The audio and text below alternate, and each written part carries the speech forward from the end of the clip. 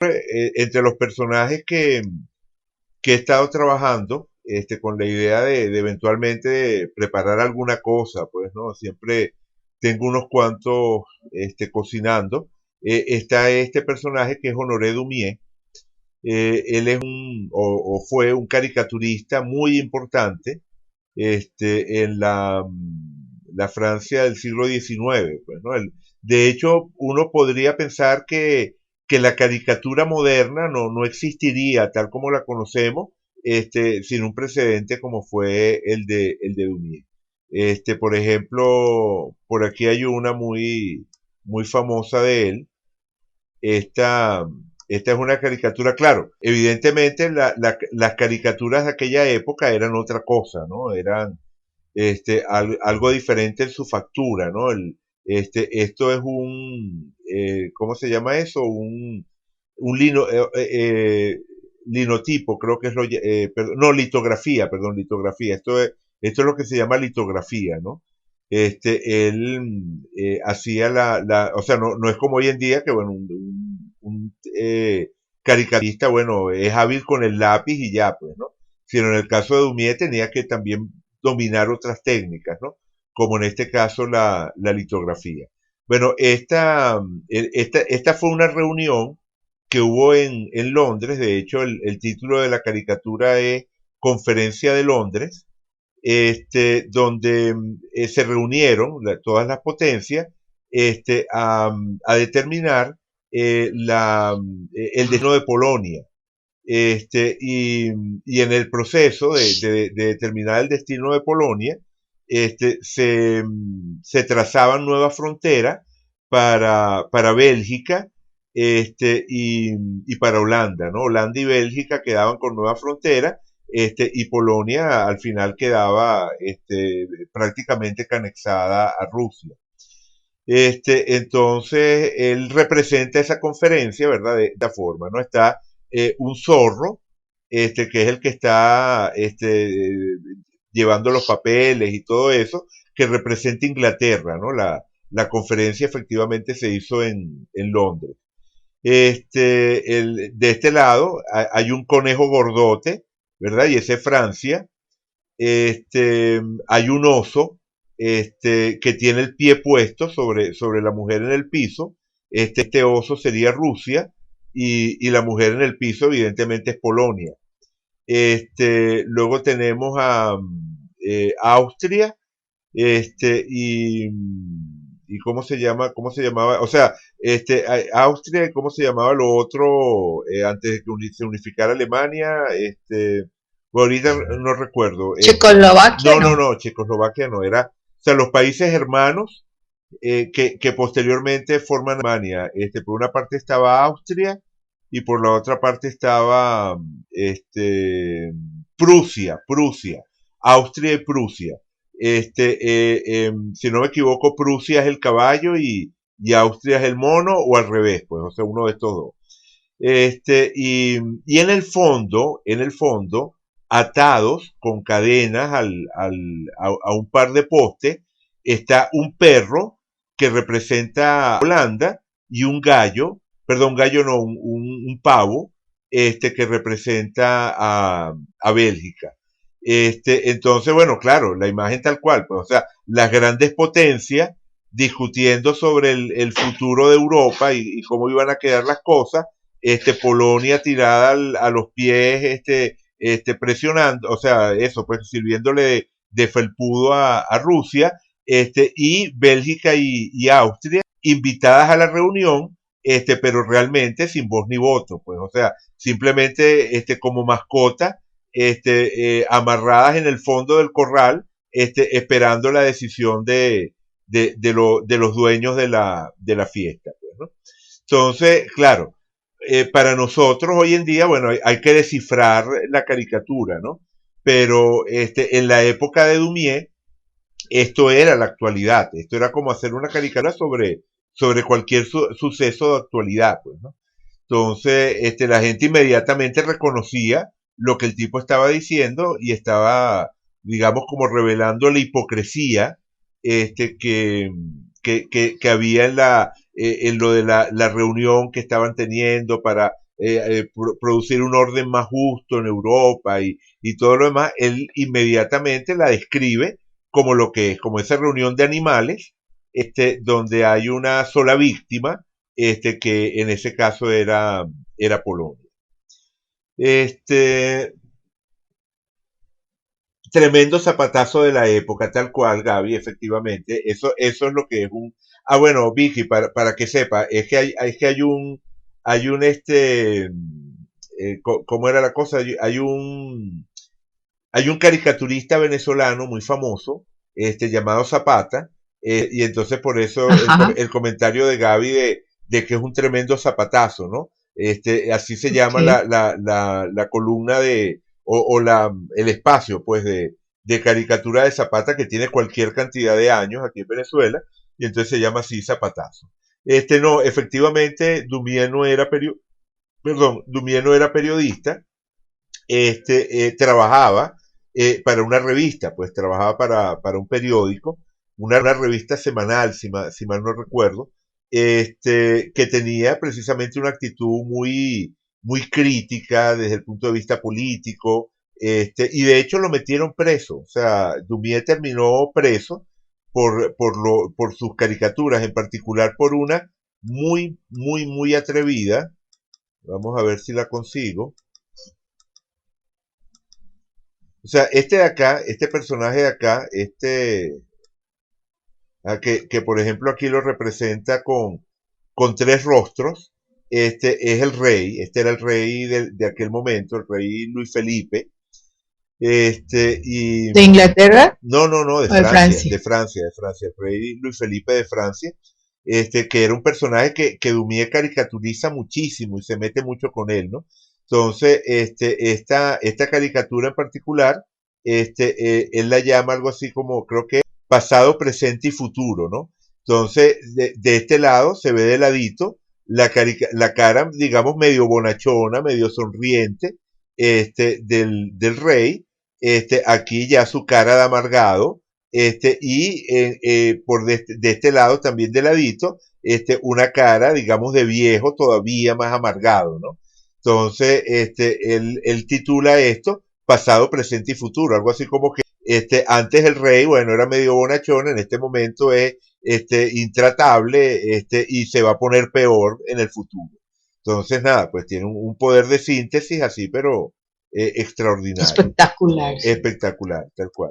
Pero por aquí debe andar en alguna parte, vamos a ver si la consigo, esta, Pero era muy bueno, Dumier, muy bueno, excelente. excelente, genial, o sea, a mí me O sea, qué encanta. capacidad de ambientar, de ilustrar una situación. Exactamente. Y esta fue la caricatura por la que lo metieron preso. Hay un ¡Qué personaje, bárbaro! sí, hay un personaje de la literatura francesa, bueno, y de la literatura universal, pero que forma parte de la tradición francesa, que se llama Gargantúa, ¿no? Así. Exactamente, Gargantúa, ¿verdad? Es Me un, recordó a Gulliver. sí, bueno, sí, o sea, porque también es un gigante, ¿no? Pero es Está muy otro, grande, sí. exactamente, es otro gigante, o sea, Gulliver es francés, perdón, es inglés y es relativamente moderno, mientras que Gargantúa es más antiguo, ¿no? Y es francés. Entonces, lo que caracteriza, o sea, Gargantúa es el personaje creado por François Rabelais, que es así como lo que es Cervantes para España, Rabelais lo es para Francia, pues, ¿no? Es uno de esos autores que fundan la literatura nacional, pues, ¿no? Entonces, Rabelais crea ese personaje que se llama Gargantúa, que es un gigante insaciable, ¿no? Una de las cosas que caracteriza a Gargantúa es que era capaz de devorar rebaños enteros, tragarse prácticamente que mares de cerveza, vaciarse un lago, pues cuando tenía sed, ¿no? Entonces era un personaje insaciable, Gargantúa. Entonces él, esta caricatura la llama Gargantúa. Simplemente lo único que dice la caricatura, el único título que tiene es Gargantúa. Entonces, en la caricatura, aparece representado, un personaje que evidentemente el rey, o sea, es evidentemente la imagen de ese personaje Luis Felipe, del rey, y entonces se ven al pueblo. Aquí, por ejemplo, hay una mujer con el niño en brazos, dándole de mamar al niño que tiene allí en sus brazos, pobre, tirada en el piso, y están en general todo el pueblo, en particular, por ejemplo, viene este viejo, que se ve que, bueno, que está en las últimas, depositando unas monedas, como parte del tributo al rey, pues como parte del pago del impuesto, ¿no? Y entonces ese impuesto es subido por los cobradores de impuestos, ¿verdad? Pues es subido por esta rampa, y van siendo lanzados, ¿verdad? Esos impuestos que va pagando el pueblo van siendo lanzados en la boca del gigante, ¿no? Entonces, ese gigante a su vez está sentado en un trono, y por la parte de abajo del trono se ve que empieza a cagar decretos. que son, No, pero es exquisito en los detalles, decretos. Exactamente, tal cual, ¿no? Está cagando decretos que le dan, o sea, que agarran, bueno, los personajes de la corte y bueno, y los llevan al palacio de gobierno. Entonces, nada, pues la cosa, o sea, la imagen es brutal, pues, ¿no? O sea, el rey, enriqueciéndose con los tributos del pueblo y haciendo absolutamente nada, ¿ok? O sea, Eduardo, no entiendo lo de la lengua, lo que le está subiendo o bajando. ¿No oíste lo que estaba explicando? Sí. O sea, este es el pueblo pagando impuestos, y lo que los recaudadores de impuestos van recogiendo, lo van subiendo hasta la boca del rey, exactamente, son canastos, sí. exactamente, son canastos, y esos canastos se los... Es que me confían los canastos de arriba, ok. Okay, exactamente, entonces lo que están es alimentándolo. O sea, es el gigante, o sea que además... Y el bien... Eso, eso queda clara la imagen de que lo están alimentando, o sea, es decir, no queda duda de que lo que están haciendo es alimentándolo, por el nombre de la caricatura, Gargantúa. O sea, cuando uno piensa en Gargantúa, o sea, y cuando un francés, además, ya hoy en día Gargantúa es un personaje de la literatura universal, pero para los franceses es así, tú sabes, una cosa, hiper cercana, ¿no? Como decir para un venezolano, tío tigre y tío conejo. O sea, si una persona dice, bueno, no, fulano es como tío tigre, uno sabe que, bueno, que es un abusón, que no es muy inteligente. Si una persona dice que alguien es como tío conejo, inmediatamente uno sabe que es una persona, astuta, rápida de pensamiento. Bueno, de la misma forma, para un francés, decir gargantúa es lo mismo que decir, una persona que come mucho, una persona que traga mucho. Entonces queda claro que lo que está ocurriendo allí es que están alimentando al gigante, pues al dragón, alimentando al dragón. Y entonces, bueno, nada, pues el dragón lo que hace es, a ver, ¿qué tienen las orejas? Bueno, no, es el pelo, ¿no? El pelo que le cae, ¿no? El peinado, ¿no? El peinado del tipo. Digamos que lo que... No, pero unas gorduras, ¿no las ves? ¿Cómo? Las orejas son como unas bolas. Sí, correcto, o sea, eso, pero digo que es el pelo que le cae tapándole las orejas. Es que son como cachetes, Gaby. No, exactamente. Es que tiene doble cachete de lo que está masticando. Sí. Ok, también. Ok, claro, sí, puede ser eso. Sí, son cachetes de los gordos. Sí, exactamente, son los cachetes de que tiene la boca llena. Tienes razón, tal cual. Bien llena, no, pero bien llena, porque mira lo que está tratando de hacer. O sea, tiene una cara cuádruple ahí. Eso, sí, tal cual. Tienes toda la razón. No me había fijado en el detalle, porque es que en general, cuando Dumier representa a Luis Felipe, siempre lo representa con esa cara como una pera. O sea, de hecho hay otra caricatura, vamos a buscarlo un momentito. Vamos a ver si la consigo.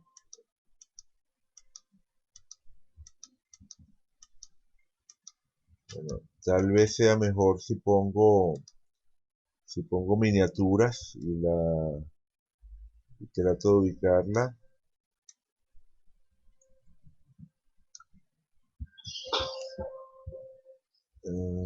Pero era muy versátil en su dibujo, qué capacidad.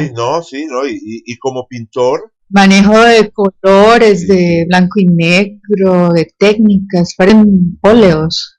Bueno, sí, es que de hecho, él como pintor, también tiene un derecho, o sea, tiene fama por derecho propio, pues, o sea, él también fue un pintor reconocido. Claro. Ok, fíjate, esta caricatura también es famosa, que se llama, La transformación de Luis Felipe en pera. Y entonces eso, pues el rostro del rey, normal, o sea, más o menos como debió ser el tipo, parecido a como debió ser el tipo, y entonces Dumier, va poniendo, digamos, como distintas versiones, hasta que al final, bueno, idéntico a una pera, ¿ok? Claro. Entonces esa idea de los mofletes estos, ¿verdad? Que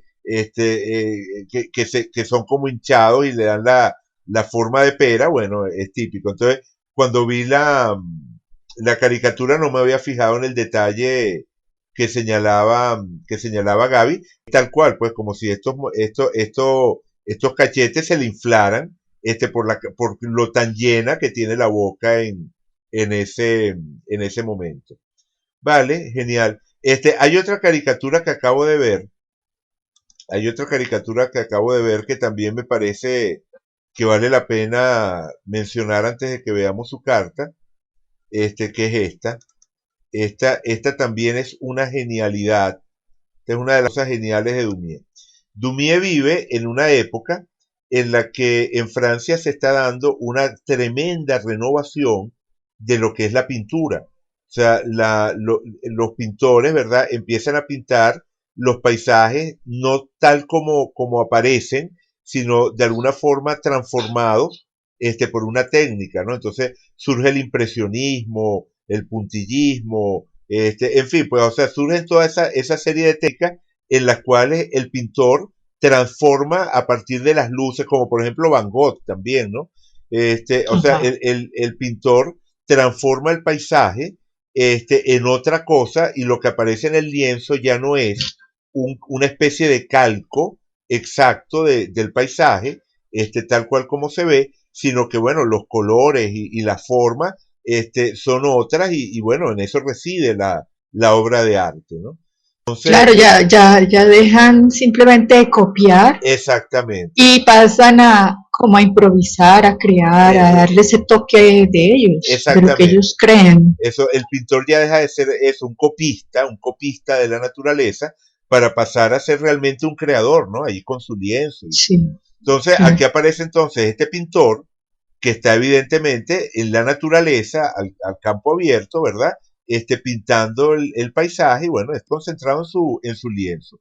Pero junto con toda esa gente, había la gente que no era para nada creativa y que lo que estaba haciendo era copiando el estilo. O sea, que no era capaz de realizar esa transformación del paisaje en algo nuevo, sino que simplemente estaba imitando, a los impresionistas, o sea, estaba imitando los distintos estilos que aparecían. Entonces es este otro personaje que también está al aire libre, pero en lugar de ver el paisaje y pintar el paisaje, lo que hace es fijarse en el lienzo del primer pintor.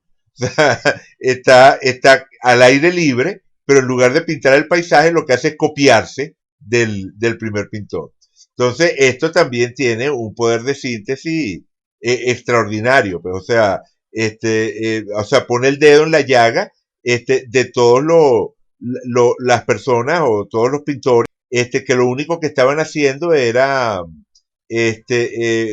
imitar, exactamente, imitar el estilo de esos creadores, de esos maestros que estaban innovando en la pintura, pues, ¿no? Entonces, esta también me parece una caricatura sencillamente genial. Bueno, como todas estas que acabamos de ver, miles, miles. O sea, Dumier, bueno, cuando digo miles es literalmente miles. Dumier, hizo unas 4000 caricaturas, que tiene además mucho mérito cuando piensan que cada una de estas caricaturas es una litografía. O sea, es decir, o sea, no es simplemente unos trazos hechos sobre un papel, sino es todo un procedimiento técnico en el cual se graba sobre la piedra y después la piedra es la que se usa una vez entintada para producir las copias sobre papel, ¿no? Entonces, bueno, nada, tiene muchísimo mérito esas 4000 litografías o 4000 caricaturas que hizo Dumier. Que por cierto murió pobre, ¿no? Dumier, nunca fue una persona particularmente exitosa, por el lado económico. Vamos a buscar la carta de Dumier. Que, vamos a ubicarla.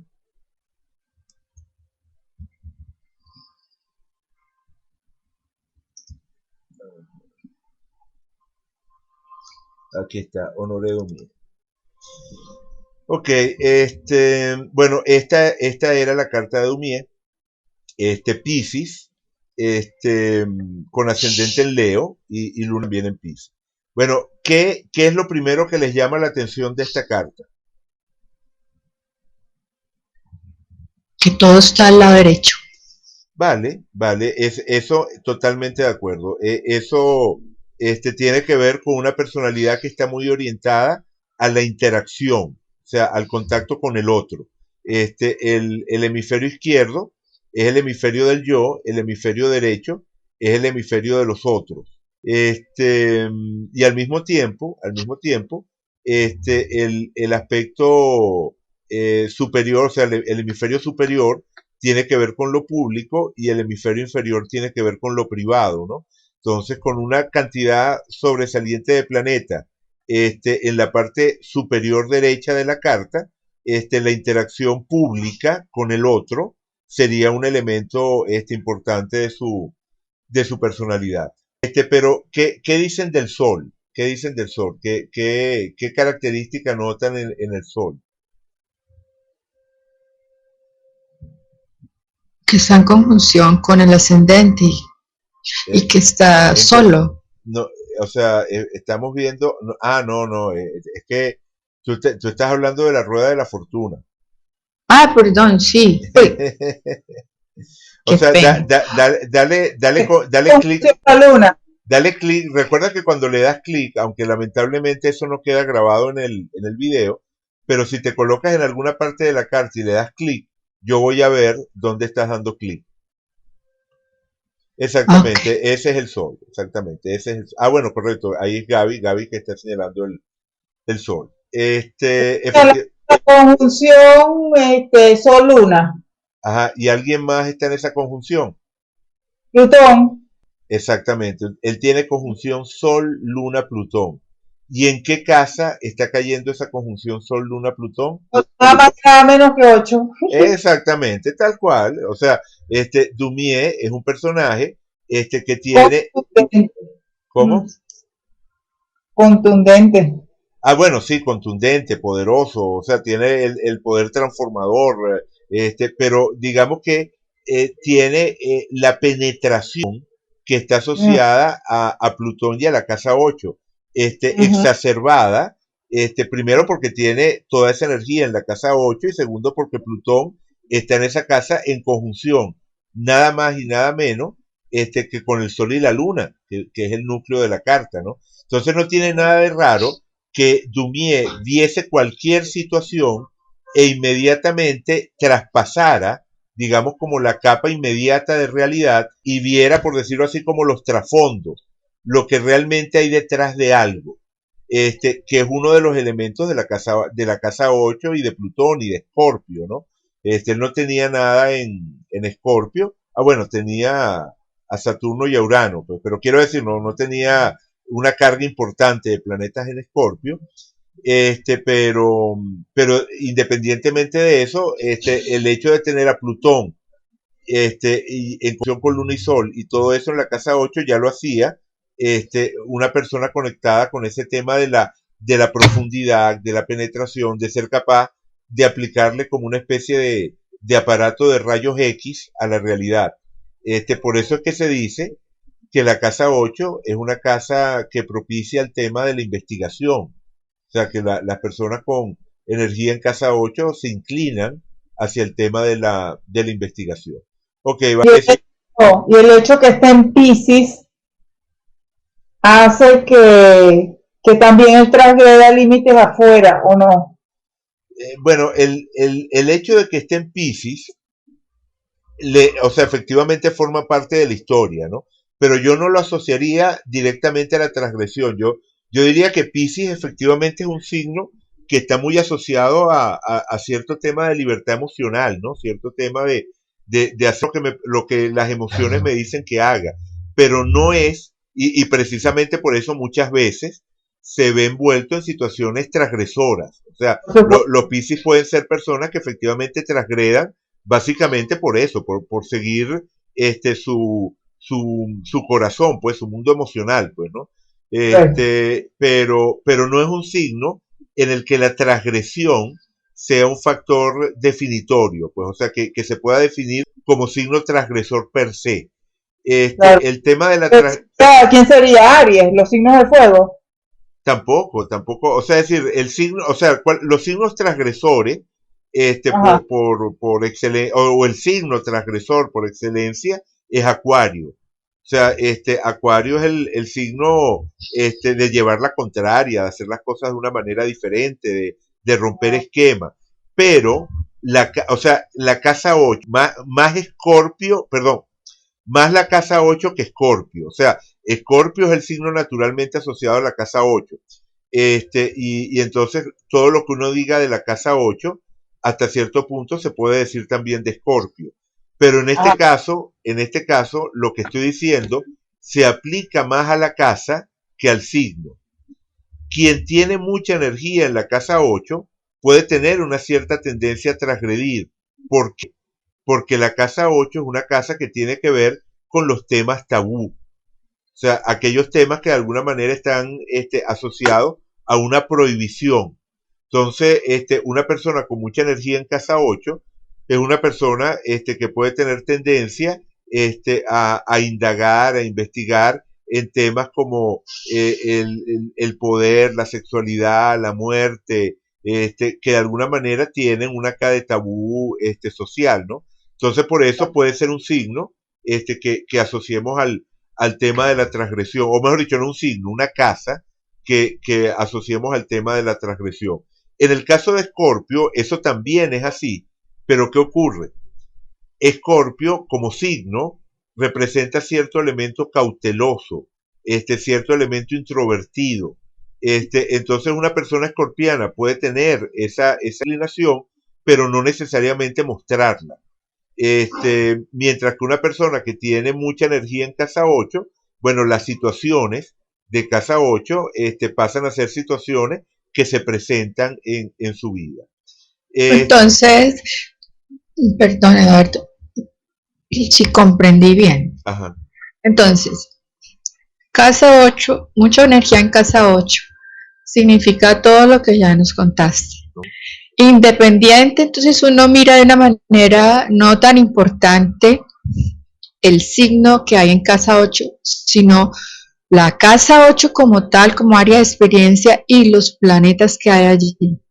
Eso es lo más importante. Para lo que estaba, o sea, para el tema de la transgresión. O sea, es decir, para el tema que estaba mencionando Gaby, que era lo del aspecto transgresor en Dumie. O sea, lo más importante serían planetas en casa 8, en cuyo caso en el baile también está metido Júpiter, aunque no esté en Piscis, ¿verdad? Júpiter estaba ya en Acuario, o estaba todavía en Acuario, pero igual es un Júpiter en casa 8.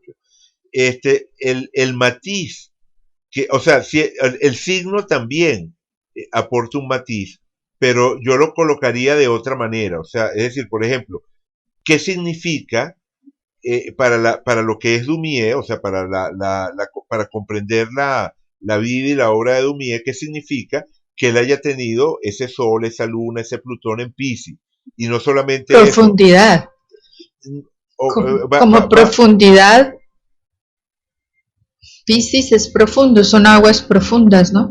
Bueno, espérate un momentito. Primero terminando el inventario. Sol, Luna, Plutón, pero también Mercurio y Marte. O sea, es decir, tiene 5 planetas en Piscis, que es bastante. Pero la característica de Piscis no es la profundidad. O sea, si tú quieres buscar aguas profundas, tienes que buscar realmente a Escorpio. O sea, Escorpio es el agua realmente profunda. Piscis tiene una cosa como inconmensurable, vasta, o sea que no, el Piscis es el mar, pero digamos que es más el mar visto como esa gran extensión desconocida que es el mar, pero no tanto en términos de profundidad, ¿no? Sino en términos Okay. tú sabes, lo cambiante que es, que todo el tiempo hay olas, que hay corriente, que hay cualquier cantidad de seres habitando en él. Esos serían los aspectos. No, no desde el punto de vista misterioso, no. O sea, siempre hay un misterio. En el agua siempre hay un misterio. Pero, o sea, tanto en Cáncer como en Piscis, como en Escorpio, siempre hay un misterio. O sea, el agua siempre apunta hacia un aspecto invisible de la realidad. Pero es distinto en Cáncer, donde ese aspecto invisible de la realidad se convierte en un móvil para la acción, que en Escorpio, donde ese aspecto de la realidad se convierte en un motivo de reflexión, en un motivo de investigación, que para Piscis, donde ese aspecto invisible de la realidad es un espacio donde nadar. Simplemente nadar, yacer. Exactamente, simplemente nadar. O sea, lo que Mm, caracteriza a Piscis es que, ¿cuál es el símbolo de Piscis? O sea, son los dos es pececitos, ¿verdad? nadar, Sí, Este, nadar. nadar, Es decir, exactamente, nadar. es su espacio de vida, es donde respira, más nada. eso. Y entonces, traducido eso a la psicología, nos habla de una característica psicológica que tiene que ver con dejarse llevar por las emociones, que es lo característico de Piscis. Bueno, que se acerque a la gente que le agrada, que se aleje de la gente que le desagrada, que si una situación cambia súbitamente y una situación que antes era agradable se torna desagradable, se aleje de esa situación, como el pez que está en una zona del mar cálida, rica, pero que si de pronto se enfría, se mueve hacia otra dirección. No siente la atadura de que se tiene que quedar allí. Entonces, por eso de repente se puede, o sea, Piscis puede tener una cierta fama de inconstante. O sea, de que en lugar de quedarse a trabajar en una relación, lo que hizo fue que cuando la cosa se puso complicada, se fue para otro lado, ¿no? Pero cuando está viviendo la entrega emocional, se entrega de una manera que carece de límites, es una forma absolutamente o sea, totalizante, pues, ¿no? Por otra parte, también eso tiene que ver con la empatía, o sea, Piscis al no reconocer límites psicológicos, o sea, al fluir con las emociones, no reconoce límites psicológicos y entonces si una persona está sufriendo a su lado, puede llegar a sentir una empatía extraordinaria, conmoverse extraordinariamente y tender entonces a ayudar, a actuar solidariamente, pero siempre siguiendo ese vínculo afectivo con la realidad emocional. O sea, digamos que o sea, los signos de agua, ya se trate de Piscis, Cáncer o Escorpio, están lidiando constantemente con la realidad emocional. Pero Escorpio le pone cabeza a la realidad emocional. Cáncer se vincula con esa realidad emocional visceralmente, mientras que Piscis es el que se vincula afectivamente con lo emocional. Entonces es emoción al cuadrado. O sea, es un vínculo afectivo con la realidad emocional. Mientras que en Escorpio es un vínculo racional con la realidad emocional y en Cáncer es un vínculo visceral con la realidad emocional. Entonces, Daumier tenía ese vínculo afectivo con la realidad emocional. Es decir, era el tipo de persona que podía sentirse, por ejemplo, solidario con la gente que era víctima de una injusticia. O sea, allí funcionaba Piscis perfectamente. Era una persona que estaba de forma natural interesado en el prójimo, interesado en la gente, porque el espacio natural para Piscis es el espacio de la interacción humana, donde se potencia más el terreno de las emociones, si no es allí, en el espacio, en las historias que ocurren entre la gente, pues los amores, los desamores, las penurias, las alegrías, o sea, todo eso, o sea, ese comportamiento constante, continuo de la gente, es el espacio natural en el que nada el pez pisciano, ¿verdad? Esos pececitos de Piscis nadan en un mar de relaciones humanas y de emociones humanas. Entonces, allí es donde yo colocaría el aporte pisciano de la carta de Daumier en su inclinación y en su valoración del aspecto humano. Y cuando digo humano me refiero a la dimensión emocional, invisible, psicológica, que por supuesto, al estar todo esto en casa 8, lo termina de convertir en un psicólogo innato. O sea, en la persona que inmediatamente es capaz de encontrar cuáles son las motivaciones reales de alguien, y ponerlas en evidencia y hacer la caricatura. Por ejemplo, Daumier tiene una serie de caricaturas que son sobre abogados. Él puso muchísimas caricaturas sobre abogados. No sé, bueno, no la voy a buscar porque me podría tardar mucho, pero hay una muy graciosa, donde se ve a una mujer llorando. No se le ve el rostro, lo tiene oculto tras un pañuelo, está llorando, sobre su hombro, de forma consoladora, tiene la mano puesta, un abogado, ¿no? Reconocible por la toga, por la vestidura típica del abogado en las cortes, tiene la mano sobre su espalda, como consolándola, y le está diciendo a la mujer, o sea, se lee abajo en la caricatura lo que el abogado le está diciendo a la mujer. Le dice, es verdad, perdimos su caso, o el tribunal falló en su contra, una cosa así, es verdad, el tribunal falló en su contra, pero consuélese, ¿no le pareció bellísimo mi alegato?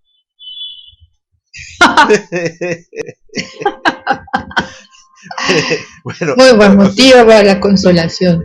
Tal cual, tal cual. Entonces, esa manera, digamos, de colocar al abogado como el personaje pretencioso, vanidoso, o sea, esa agudeza, allí bueno. Exactamente, están unidas tanto la percepción psicológica pisciana en términos de contacto humano, en términos de interés de la gente, como la penetración de la casa 8 y de Plutón.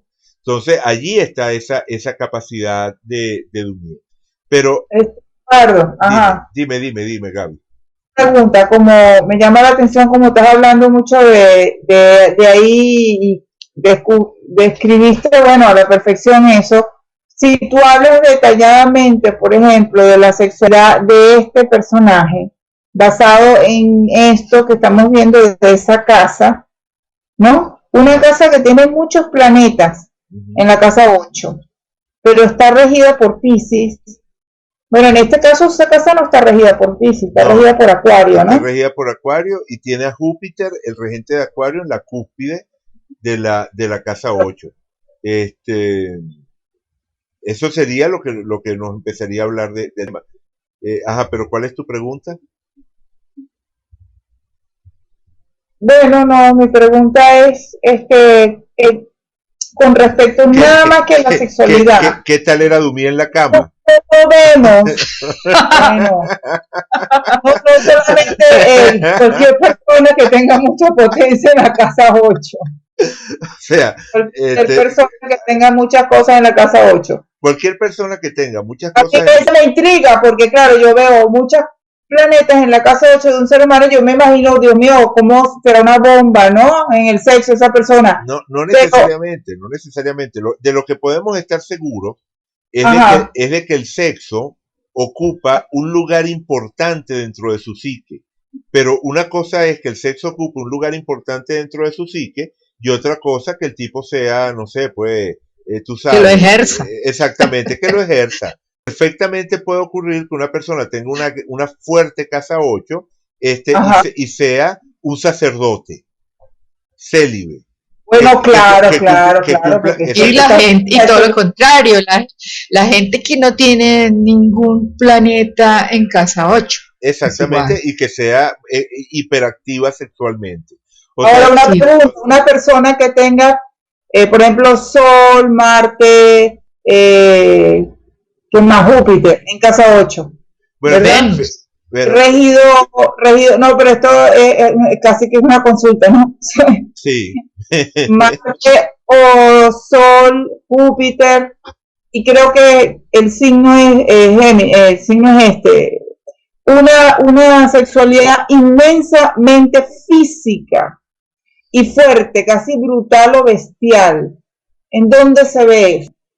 Eh, Es difícil a ese personaje que yo conozco verle lo espiritual, dónde está lo espiritual de Pisces. Yo digo, cuando es tan bestial, tan animal, bueno, Gaby, tendría que ver la carta. O sea, no te puedo, porque ahí no se ve. Eso, por esas tres cosas que te estoy diciendo, no necesariamente lo exactamente, digo. una respuesta que Ah, yo te dé basado en esos indicadores es una respuesta parcial del librito de claro, cocina, pues, ¿no? O sea, es decir, sí, siempre hay que ver la imagen completa, pues, ¿no? E sí, incluso viendo la imagen completa, hay todavía una parte de la información que se nos escapa, que es todo eso que yo llamo lo extraastrológico, ¿no? Los factores ambientales de la persona, el aspecto de libre albedrío, de evolución de conciencia de la persona, en fin, pues, o sea, imagínate alguien que tenga esas características y que sea criado en un ambiente en el cual se exalten las cualidades del macho, pues se considere que la función de lo masculino es desatarse en lo sexual y que mientras más amoríos tengas y más relaciones tengas y más mujeres haya en tu vida, más realizado está. Si ese mensaje es enviado a una persona que tiene eso, digamos, esa cierta receptividad claro, al claro, mensaje, bueno, pues por supuesto que el mensaje reverbera de una forma extrema y entonces puede efectivamente vivirlo de ese modo. Pero no hay una respuesta simple, Gaby, no hay una respuesta sencilla. O sea, sí es verdad que la casa 8 está asociada a la sexualidad y que en particular con un Júpiter en la cúspide de la casa 8, yo me imagino que Dumier tuvo una sexualidad intensa. No tengo idea de la vida privada de Dumier. O sea, no puedo hablar de ese tema. claro. Pero sí me imagino que sí, que es coherente, que sin duda alguna es coherente, aunque para lo que estamos analizando, para lo que podemos analizar, que son sus caricaturas, digamos que no podemos, o sea, no tenemos allí en las No caricaturas se plasmaba eso. exactamente. Sí. Quizás en otra época, ¿verdad? Si Dumier hubiese vivido en nuestra época, ese tema habría asomado también en sus dibujos. Pero en una época, en la época en la que él vivió, el arte, o sea, las imágenes públicas tenían un elemento de censura muy fuerte, ¿no? Entonces no, es evidente, pues, que si estaba allí presente, no aparecería. Pero Se llama una casa 8 en aquella época y una casa 8 en esta época. exactamente, ¿ves? Ese es otro factor, ese es otro factor. Tú no puedes interpretar igualmente una carta contra el telón de fondo de nuestra cultura actual que contra el telón de fondo de la Grecia clásica o contra el telón de fondo de la China imperial. O sea, cada sociedad favorece determinados tipos de conducta e inhibe otros tipos de conducta, y eso es un factor que también interactúa con la carta, como decir que una semilla que siembras en determinada tierra absorbe los nutrientes de esa tierra donde la sembraste, pues, ¿no? Vale. Sí, gracias. Ok. Bueno, la pregunta que quería hacerles, y con eso cerramos, porque como les dije, la idea era simplemente hacer una pruebita para ver qué tal funciona esto, y una vez que lo termine eso, lo subo y se los mando, pues, ¿no? Gracias. ¿Qué me dicen ustedes del mercurio de Dumier? Está abriendo casa 9. Ajá, está abriendo casa 9, ¿qué más? Ujú. Bueno, al estar en Piscis, voy a penetrar las mentes de los demás tranquilamente, ¿no? Ajá, Pues fue un Mercurio con un pensamiento muy curioso, ajá, porque en sus caricaturas está profundamente plasmado todos los detalles. Esa caricatura de la reunión de Inglaterra de ese consejo es maravillosa. Los detalles, los dos países amarrados en esos extremos sin voz ni voto, Polonia sometida, o sea, era un Mercurio Bueno. ajá, prodigioso. ajá, prodigioso. pero ¿de dónde Estaba en lo, función con Marte, ¿no? ajá, ajá, Entonces, de alguna manera pegaba con Sí, su comunicación, es una comunicación activa. ok, esa es una cosa, sí. pero lo que estaba diciendo Vicky, ¿de dónde vendría lo que estaba diciendo Vicky? Ajá, vi que estaba hablando sobre el detalle de Ajá, las ajá. caras de animal y todo eso. Exactamente, tenemos dos aspectos de ese mercurio. Por una parte, tú acabas de señalar la agresividad, la fuerza, o sea, la potencia, que estaría asociada a ese Marte. Ajá, pero ¿de dónde vendría el aspecto meticuloso, detallista? Ya va, no lo digas. ¿Dónde está? Porque es que me da todos los toques que tiene. Tiene un toque Saturno. Tiene un trígono a Saturno. Ajá, exactamente, exactamente. Escorpio. Porque como sádico, satírico. Bueno, o sea, sádico no, no creo. Pero, pero, No, es una comunicación muy rica, detalladísima. o sea, fíjate, el punto es este. Mercurio está en conjunción con Marte y está en trígono con Saturno. O sea, es decir, tenemos que imaginarnos a este Mercurio, o sea, en primer lugar, por supuesto, es un Mercurio en Piscis, y eso está muy bien señalarlo.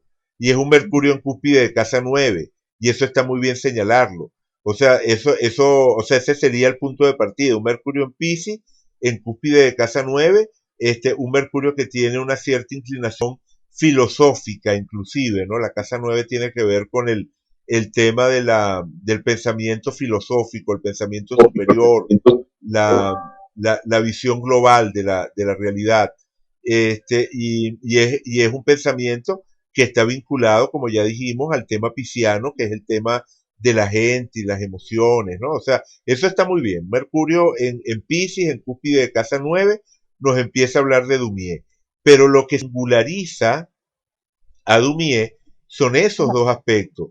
El Marte que tiene al lado y el Saturno que le llega por trígono.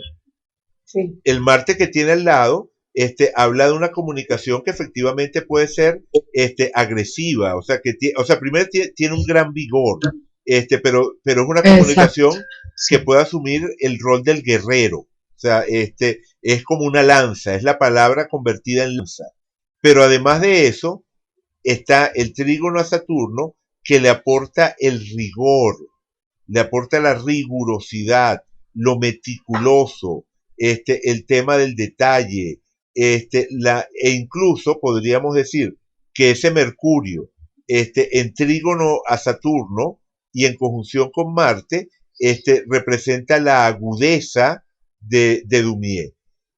La agudeza de Dumier no es como la agudeza que estábamos viendo el otro Ayer. día del Doctor House, ¿ok? Es una, o sea, House es como no, un personaje, un investigador, todo lo que tú quieras. La de Escorpio es la de él. Sí, es más la cosa escorpiana, en el sentido de que es más inmediatamente el tema del dardo, ¿verdad? Y aparte Sí. de eso, cuando hablábamos de House, hacíamos mucha referencia al elemento aire, y en particular en algún momento estuvimos hablando de lo de Libra y las agudezas verbales de Libra, y el signo que le pusimos fue Géminis, porque en las agudezas de House, hay un tema que, por decirlo así, es como muy juguetón. O sea, hay un tema que en última instancia apunta como a cierta superficialidad. Sin embargo, en la agudeza de Dumier hay una especie como de deseo de transformar. O sea, no es solamente estoy haciendo algo agudo, estoy haciendo crítica social. O sea, Ese es Mercurio también abriendo casa 9. Exactamente. Estoy haciendo crítica social, estoy planteando mi posición ante el mundo, estoy haciendo una declaración de principio, estoy buscando lograr transformaciones a mi alrededor. Perdón, ese es justamente el Mercurio entre 8 y 9. Entre 8 y 9, y además recuerda que el trígono que viene de Saturno viene desde Escorpio. ¿Ok? Entonces, bien, exactamente. En dos partes. Exactamente, tal cual. Entonces, como tú dices, ese Mercurio entre 8 y 9, con toda esa energía de 8 que ya sabemos, ese trígono que viene desde Escorpio. A plasmar un cambio.